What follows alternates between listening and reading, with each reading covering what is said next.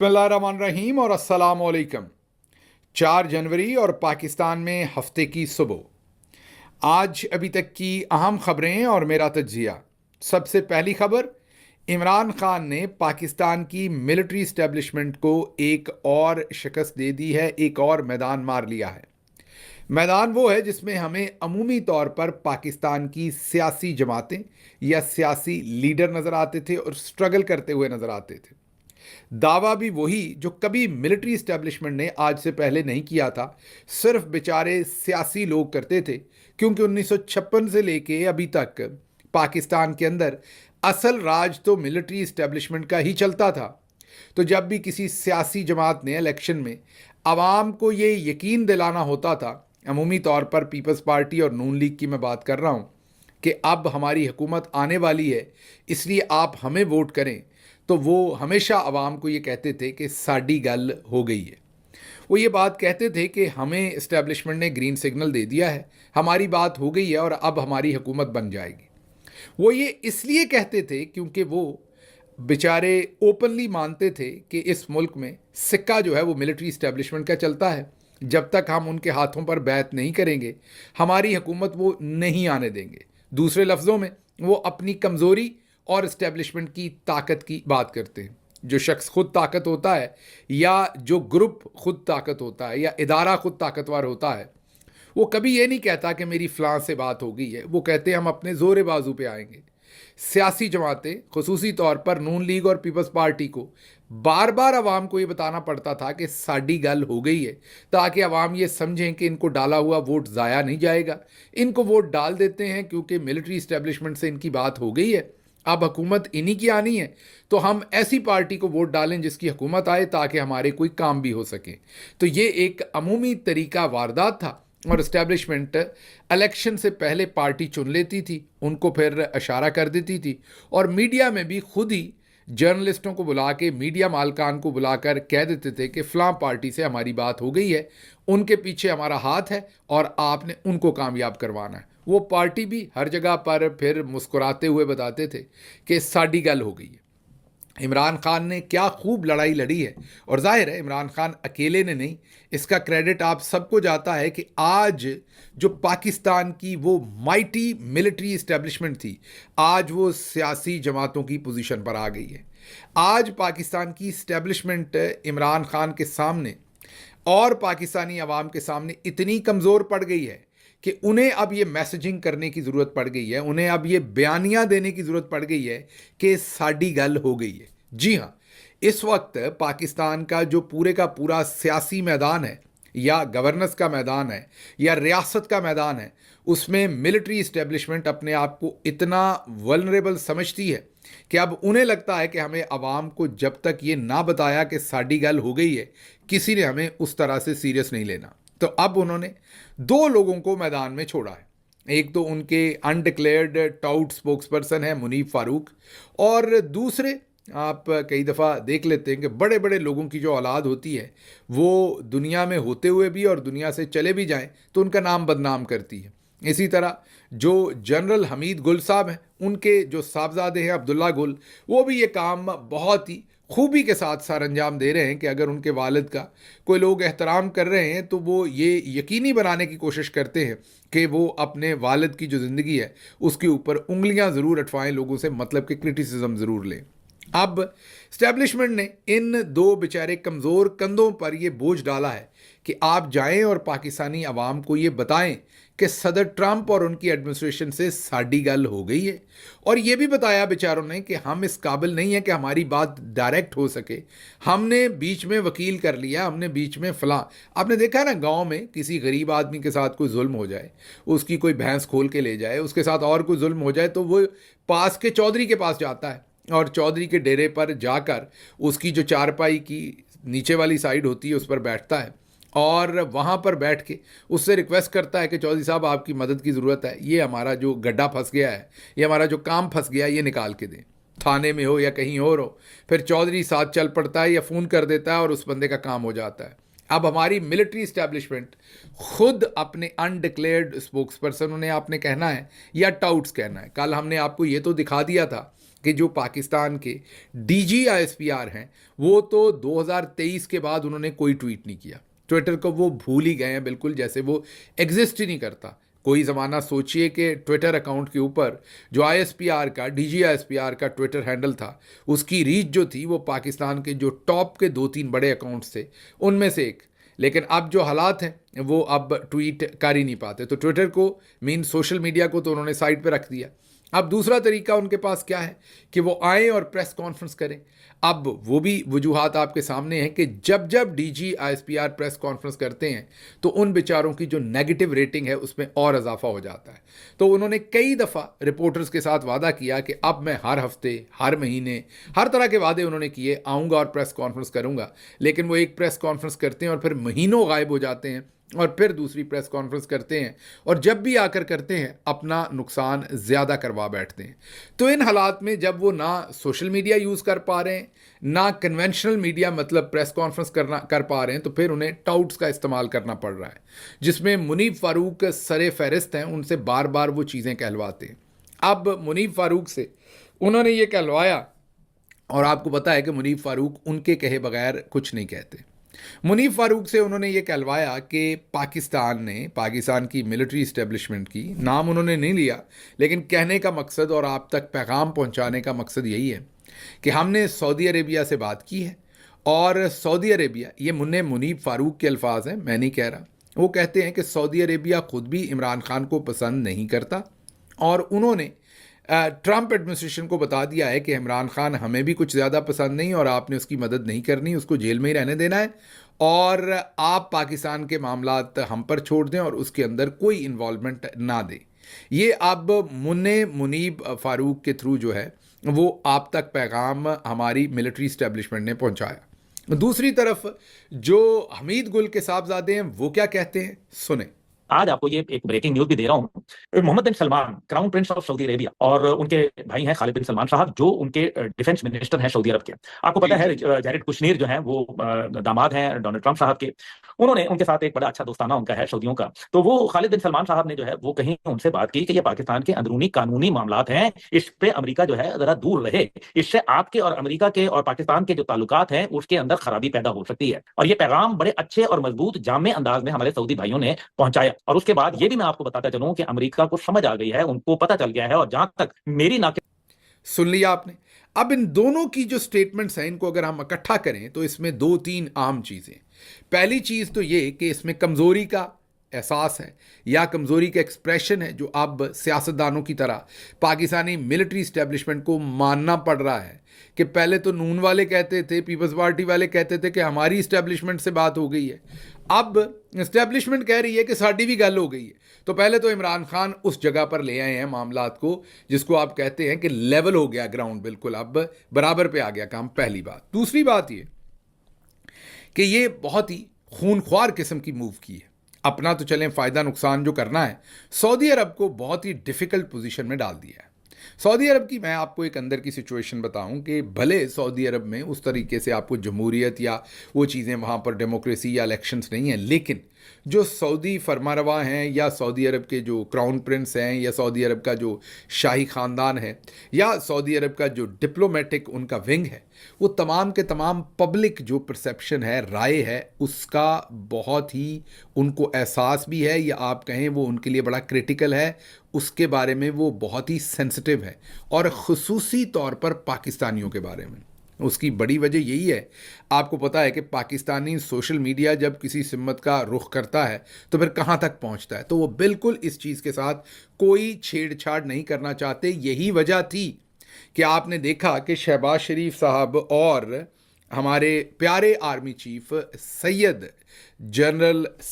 حافظ جنرل عاصم منیر تمغہ امتیاز ملٹری جو ہے، انہوں نے کئی دفعہ کوشش کی کہ کسی طریقے سے ان کو یہاں پر بلایا جائے.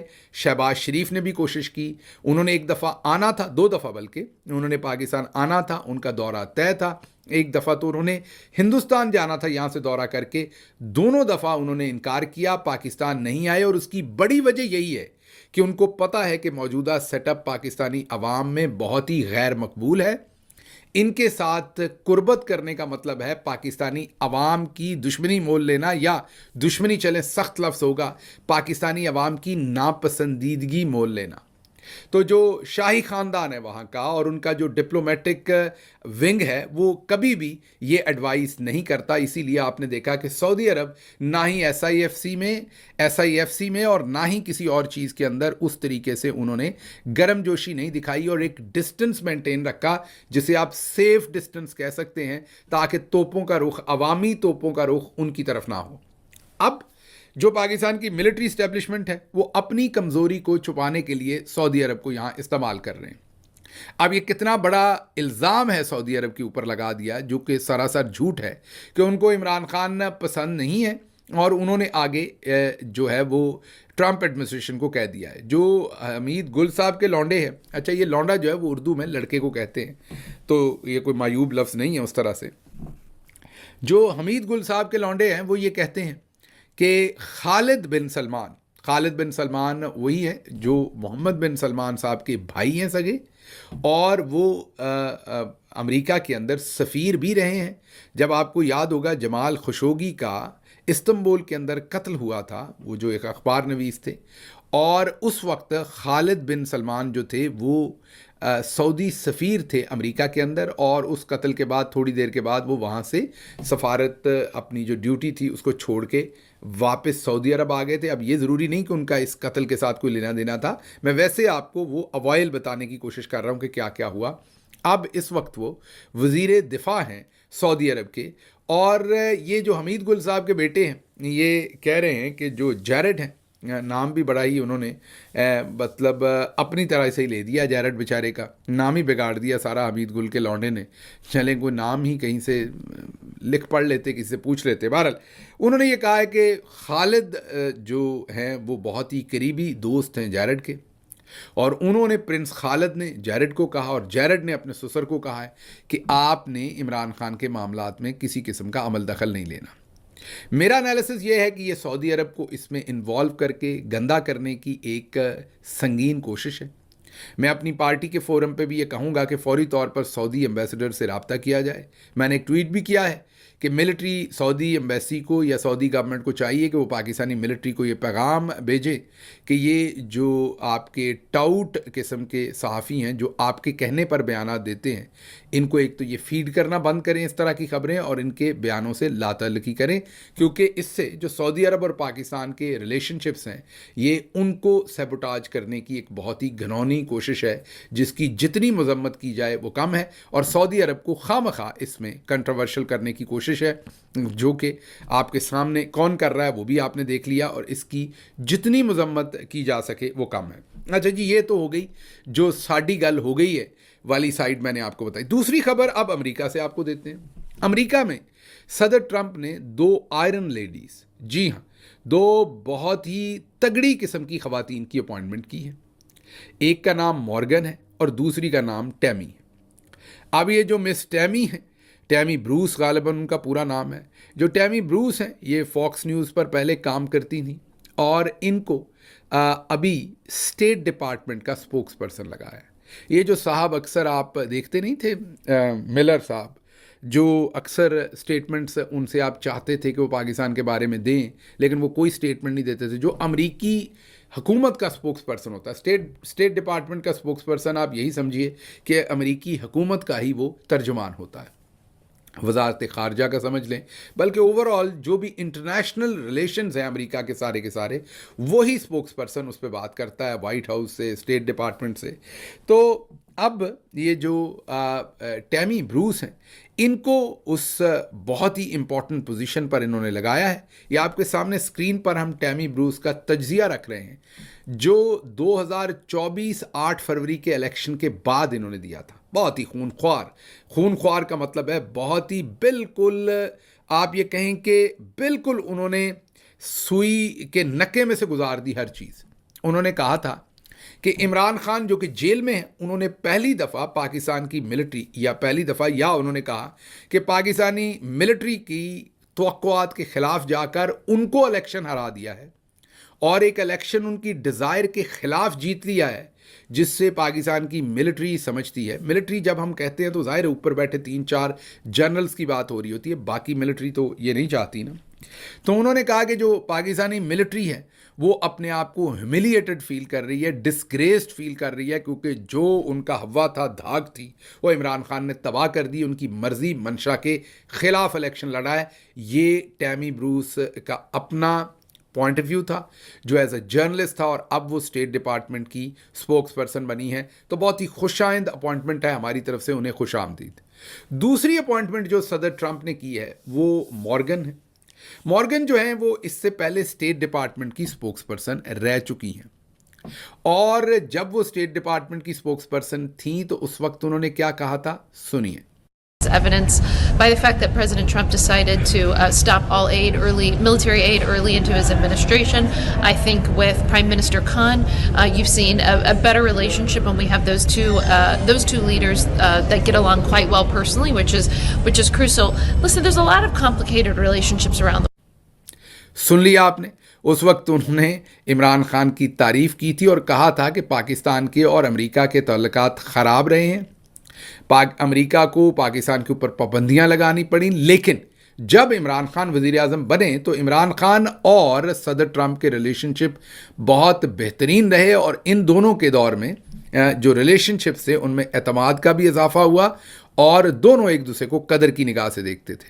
اب یہ جو مس مورگن ہے, ان کو اسپیشل ڈپٹی انوائے لگایا ہے. جو اسپیشل ٹاسک ہے اس میں انوائے نہیں ہے, آپ کو پتہ ہے رچرڈ گرینل تو انوائے لگائے تھے, یہ ڈپٹی انوائے لگائی گئی ہیں, اور ان کا جو پورٹ فولیو ہے وہ ہے مڈل ایسٹ. تو ہم بالکل قریب ہیں, آپ یہ سمجھ لیں کہ ان کا ہمارے کاموں میں بھی کافی ان کی انوالومنٹ ہوگی. تو مورگن کی پوزیشن دیکھ لیجئے اور ساتھ ٹیمی بروس کی دیکھ لیجئے, تو آپ ان دونوں اپوائنٹمنٹ کو, جو کہ بہت ہی کرٹیکل اپوائنٹمنٹس ہیں, اور اس کو ملا کے پڑھیں ذرا اب رچرڈ گرینل صاحب کے ساتھ جو ان کی اپوائنٹمنٹ ہے, تو آپ کو بہت ساری چیزیں سمجھ بھی آئیں گی, اور آپ کو پھر ساڈی گل ہو گئی کی ضرورت کیا ہے, اس ٹائم مسئلے کیا بنے ہوئے ہیں, اس ٹائم یہ سارا نیریٹو دینے کی ڈیزائر کیا ہے, وہ بھی سمجھ آ جائے گی. اچھا جی, آگے چلتے ہیں. اوورسیز پاکستانیوں سے سروے ہو رہا ہے سویڈن میں. ایک لنک اب سامنے آیا ہے کہ state bank of Pakistan survey کر رہا ہے سویڈن اور دوسری ایمبیسیوں میں بھی کہ آپ کتنے پیسے بھیجتے ہیں, اپنی لوکیشن کیا ہے. تو یہ ریمیٹنسز کے بارے میں سروے ہو رہے ہیں. ریمیٹنسز کے بارے میں آپ کو دوبارہ یاد کروا دیں کہ عمران خان کی آپ کو کال ہے کہ ریمیٹنسز بھیجنے آپ نے بند کر دینے. ظاہر ہے جنوری سے ہی افیکٹو ہوگی, وہ دسمبر کے تو آخری دنوں میں عمران خان صاحب نے وہ کال دی تھی. اب جنوری آن ورڈ وہ مکمل اس کی جو ایگزیکیوشن ہے وہ ہو گئی ہوئی ہے, اور آپ سے ہم بار بار ریکویسٹ کرتے ہیں کہ آپ نے جتنے کم سے کم پیسے آپ وہاں بھیجیں وہی پاکستان کے لیے اچھے ہیں, تاکہ اس رجیم سے ہمارا جو ہے وہ چھٹکارا ہو سکے. تو آپ کم از کم 30-40% پیسوں کو ضرور روکیے اور ان کو پاکستان نہ بھیجیے. بہرحال اب اوورسیز پاکستانیوں سے یہ جو سروے کیے جا رہے ہیں اس پہ ان کی لوکیشن مانگی جا رہی ہے اور دوسری چیزیں, میرا مشورہ ہوگا کہ ایسی کوئی بھی انفارمیشن ان کو نہ دی جائے, یا آپ ہی کے خلاف بعد میں استعمال کی جا سکتی ہے. اچھا جی, اگلی خبر جو آپ کے سامنے دینی ہے وہ انٹرنیٹ بندش پر ہے. اب اجمل جامی صاحب اور ان کے ساتھ ساتھ دوسرے جو صحافی حضرات ہیں, سہراب برکت, وہ کہہ رہے ہیں کہ پچھلے 2 دن سے پاکستان میں انٹرنیٹ پھر شدید سلو ہے. لیکن ساتھ رانا ثناء اللہ صاحب کا بیان یہ ہے کہ انٹرنیٹ کی جو بندش ہے اس میں پیپلز پارٹی برابر کی حصے دار ہے. انہوں نے کہا اگر یہ گندا کام ہے تو پیپلز پارٹی برابر کی حصے دار ہے. وہ یہ نہیں کہہ سکتی کہ انٹرنیٹ صرف ہم نے بند کیا, یہ حکومت اکٹھے ہے. اس سے اگلا بیان آپ کے سامنے شاہد خاقان عباسی کا رکھتے ہیں, کیونکہ انہوں نے ہنستے ہوئے یہ کہا کہ آپ حالات دیکھیں کہ اس ملک کا جو پرائم منسٹر ہے وہ پہلے ٹویٹر پر پابندی لگواتا ہے وزارت داخلہ سے, اس کے بعد وی پی این آن کرتا ہے اور وی پی این آن کر کے ٹویٹر کے تھرو ٹویٹ کرتا ہے. تو انہوں نے کہا کہ اس حکومت کی جو تمام اخلاقی سٹینڈنگ ہے وہ آپ کو یہی نظر آ جائے گی کہ ان بیچارے اتنے مجبور ہیں کہ کسی کے کہنے پہ, ظاہر ملٹری اسٹیبلشمنٹ کی طرف اشارہ کر رہے ہیں, ان کے کہنے پر انہیں ٹویٹر بند کرنا پڑتا ہے اور پھر خود وی پی این کے ساتھ استعمال کرنا پڑتا ہے. انہوں نے کہا یہی ان کی حیثیت ہے, یہی ان کی اوقات ہے, اور اسی سے آپ کو سمجھ آ سکتی ہے کہ یہ کتنی سیریس حکومت ہے. اچھا جی, جماعت اسلامی آج کل بہت زیادہ پاکستان تحریک انصاف سے جواب مانگ رہی ہے کہ آپ بتائیے آپ نے اسرائیل کے لیے کیا کیا. تو ابھی پچھلے تھوڑے عرصے کا جو ان کے ٹویٹر اکاؤنٹ کا انالیسس کیا، ایک تو میرا حادثہ ہی نکل گیا کہ جو جماعت اسلامی ایک پھر بھی معتبر جماعت ہے، ان کا جو ان کی پوسٹس ہیں ان کا جب انالیسس کیا، سینکڑوں پوسٹس کا انالیسس کیا، تو پتہ چلا کہ آن ایوریج صرف 12 لوگ ان کی پوسٹ کے اوپر کامنٹ کرتے ہیں. ماشاءاللہ. اور پھر یہ بھی پتہ چلا کہ انہوں نے پچھلے اگست سے لے کے 2024 سے جب سے یہ غزہ اور اسرائیل کا مسئلہ دوبارہ سے بھڑک اٹھا ہے، اس میں انہوں نے ابھی تک ٹوٹل 12 ٹویٹ کیے ہیں جن میں اسرائیل کا نام لیا ہے، اور ان میں سے ایک بھی ٹویٹ جو ہے وہ انگلش میں نہیں ہے. اور جو تانے وہ تحریک انصاف کو دے رہے ہیں، انہوں نے اسی ٹائم کے اندر 48 ایسے ٹویٹ کیے ہیں، 48 جن میں اسرائیل کا نام ہے، اور ان 48 میں سے 35 کے قریب انگلش میں. تو میرا مشورہ حافظ نعیم صاحب جو ہیں ان کو یہ ہے کہ ایک تو آپ خود مذمت کر لیں، اور ایک آپ دوسرے حافظ صاحب جو آرمی چیف ہیں ان کو بھی کہیں اور وزیر اعظم کو بھی کہیں. اس کے ساتھ ساتھ ایک جھوٹی خبر عارف علوی صاحب کے نام سے چلوائی گئی، جس میں یہ کہا گیا کہ انہوں نے مجھے اور بہت سارے اور عمران ریاض صاحب کو اور قاسم سوری صاحب کو ان کی مذمت کی ہے کہ ہم نے کوئی جماعت اسلامی کے خلاف ٹرینڈ چلوائے ہیں. عارف علوی صاحب نے ایسی کوئی سٹیٹمنٹ نہیں دی، یہ جھوٹی ایک اسکرین شاٹ بنا کر پھیلایا گیا تھا، اور اس کو اب جو سیاست پی کے اس نے بھی ٹویٹ کر دیا کہ یہ جھوٹی سٹیٹمنٹ ہے. اور یہ بھی واضح کر دوں کہ ہم نے کوئی ان کے خلاف ایسا غیر مہذب ٹرینڈ نہیں چلایا. ہم نے تو صرف ان کی جو انہوں نے بات عمران خان پر کی، تحریک انصاف پر کی، ہم نے واپس اس کا صرف جواب دیا ہے. کسی قسم کا ایسا ٹرینڈ جو ہے وہ نہیں چلوایا گیا جماعت اسلامی کے خلاف. اچھا جی، اگلی خبر آپ کے سامنے یہ رکھیں گے کہ اسلام آباد پولیس جو ہے ان کا سارے کا سارا فوکس اس وقت پی ٹی آئی کے اوپر ہے، لیکن اسلام آباد کے اندر جو کرائم ہے اس کی شرح بہت زیادہ بڑھ گئی ہے. 1750 ڈکیتیاں ہوئی ہیں، جن میں کئی قتل بھی ہو گئے ان ڈکیتیوں کے دوران. قتل کے اوور آل ویسے جو واقعات ہیں وہ 163 ہوئے ہیں. موٹر سائیکل 3650 چوری ہوئے ہیں، گاڑیاں 495 چوری ہوئی ہیں. اور آپ دوسری طرف ان کی پرفارمنس جو پاکستان تحریک انصاف کے خلاف ہے وہ آپ کے سامنے ہی ہے. اچھا جی، اگلی خبر جو آپ کے سامنے رکھنی ہے وہ ہے کہ جنوبی کوریا کے آرمی چیف کو گرفتار کر لیا گیا ہے، اور ان کو گرفتار کر کے اب ان پر فرد جرم بھی عائد کر دی گئی ہے. ساتھ 2 اور افسران ہیں ملٹری کے، تو ٹوٹل 3 افسران، ایک آرمی چیف اور 2 دوسرے افسران پر فرد جرم عائد کی گئی ہے. اور یہ ذہن میں رکھیے کہ انہوں نے وہاں کے صدر کے کہنے پر مارشل لا تو نہیں لیکن مارشل لا ٹائپ چیز لگانے کی، ایمرجنسی لگانے کی کوشش کی تھی. صدر کو تو وہاں کی پارلیمنٹ نے فارغ کر دیا، لیکن اب ان کے خلاف کیسز چل رہے ہیں. دیکھتے ہیں کہ ان کے خلاف جو کیسز ہیں اس میں اب آگے جا کے ان کے ساتھ کیا سلوک ہوتا ہے اور باقی معاملات کیا ہوتے ہیں. اور بھی خبریں تھیں جو آپ کے سامنے رکھنی تھیں، ان کو آپ پنجابی ویلاگ میں رکھیں گے کیونکہ یہاں سے وقت ختم ہوا. مجھے یہاں سے اجازت دیجیے. اللہ آپ کا حامی و ناصر ہو. پاکستان زندہ باد.